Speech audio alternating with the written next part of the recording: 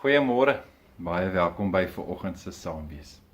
Ek wil vandag sommer so 'n bietjie weer by jou saam met jou stil staan by een van my gunsteling psalms. 'n Psalm natuurlik, wat dan ook 'n lied beteken of 'n gedig wat met begeleiding gesing word. Wil ek jou vat so om saam met my dan nou in werklikheid 'n lied te sing vanoggend en dis Psalm 19. Psalm 19 vir die musiekleier, 'n psalm van Dawid. Die hemelruim verkondig die eer van God. Die hemelkoepel maak die werk van sy hande bekend.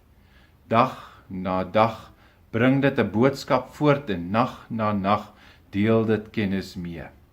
Alhoewel daar geen spraak en geen woorde is nie, hulle stem nie hoorbaar is nie, gaan hulle boodskap uit oor die hele aarde en hulle woorde tot aan die einde van die wêreld. Vir die son het hy 'n tent opgeslaan in die hemel. Die son is soos 'n bruidegom wat by sy slaapkamer uitgaan, vol vreugde soos 'n held wat op die pad hardloop. Aan die een kant van die hemel gaan hy op, aan die ander kant gaan hy onder. En niks ontkom sy hitte nie. Dit is die wet van die Here is volmaak en dit gee nuwe lewenskrag. Die bepalinge van die Here is betroubaar. Dit gee wysheid aan die onkundiges. Die opdragte van die Here is reg. Dit maak die hart bly. Die gebod van die Here is suiwer. Dit verhelder die oë. Ontzag vir die Here is rein. Dit hou vir altyd in stand. Die beslissings van die Here is waar. Dit is almal regverdig. Dit is begeerliker as goud. Begeerliker as 'n oormaat van fyn goud. Dis soeter as heuning, as 'n heuningkoek wat drup. Boonop u dienskneg word daardeur gewaarsku, wanneer 'n mens daarby hou, is die beloning groot. Wie het insig in sy onbewuste dwaalings? Spreek my vry van verborgde sondes. Weerhou u dienskneg ook van vermetelheid. Laat dit nie oor my heers nie. Dan sal ek onskuldig wees en vry van ernstige oortredings.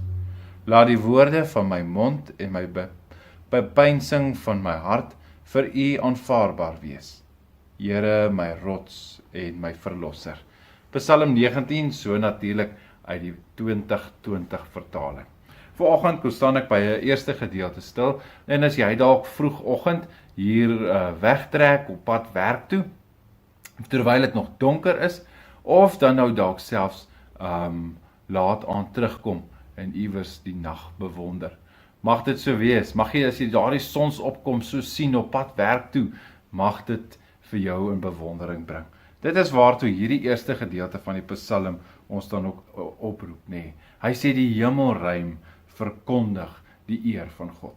Mag dit wees wat jy vandag raak sien, as jy dalk op pad is werk toe, of vanaand of vanmiddag later terugkom, mag jy as die son hoog sit, of as hy weer gaan sak, mag jy as jy die sterre sien, of die maan sien opkom, mag jy hoor en sien, hoe dit dan ook die Here se eer aankondig, hoe dit die werk van sy hande bekend maak, en dan luister mooi na die boodskap, wat die dag en die nag dan ook so vir ons oordra.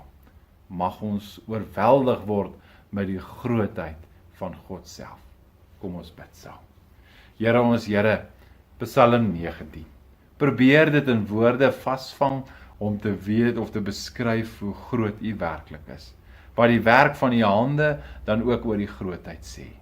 Here, vandag wil ek net in bewondering voor U kom staan.